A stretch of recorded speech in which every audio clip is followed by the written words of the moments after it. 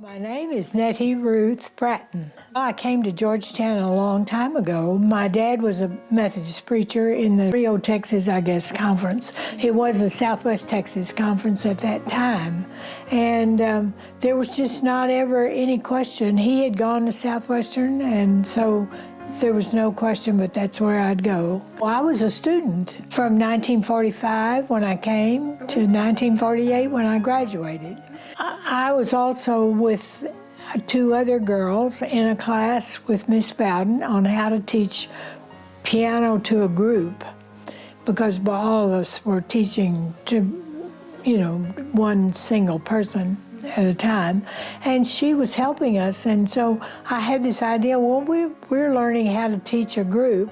Why don't we invite the kids from the black school? Maybe that would be worthwhile. And so I mentioned it to B.F. Jackson, who said, that's great, let's talk to Miss Bowden, see what she said. And she thought it was a great idea too.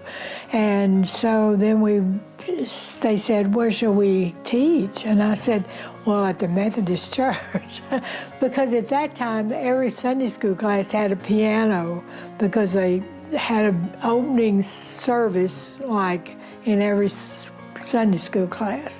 And so Billy Morgan laughingly said later, somebody asked him, how did you ever get that conservative congregation to say yes? He said, I just presented it as a wonderful opportunity and didn't give them a chance to say no. So we met at the church twice a week on the afternoons, and it was great. We had about 7 or 8 or 9, I don't know, I've got the picture of how many were in that first class, the very first class.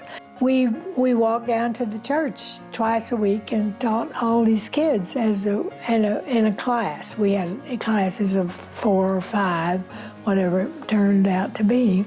And we all were, really we learned. They learned. They didn't know any white people, and we didn't know any black people.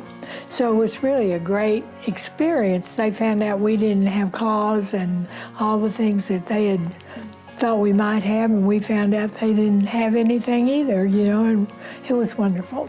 Everything was so segregated, and I had, as a little girl, when my dad was in Goldthwaite, Texas, they had a sign that said, don't let the sun set on you if your color is black. So we didn't have any black people, and I always thought that was really wrong.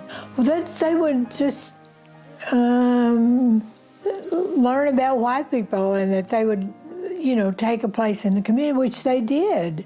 Thanks to Miss Bowden, she really pushed that, and through the next 20 years, the program lasted for 20 years, and then they quit it when they introduced segregation in the school, when the schools integrated, which was good. That was great. But it meant that we got acquainted with some people that we didn't know beforehand, and that they got acquainted with us. Their parents and their grandparents and all worked at the university. We knew a lot of them, but we didn't know the children, obviously. One of the important things about the church is that I studied organ with the head of the music department, and so the only organ we had to practice on was down at the First Methodist Church, and I was practicing that organ the night that Morris came to walk me back to the university. It was dark, and he proposed right on that organ bench. So, it was really, the church has a big, important place in my life, and I think it's a beautiful, beautiful sanctuary.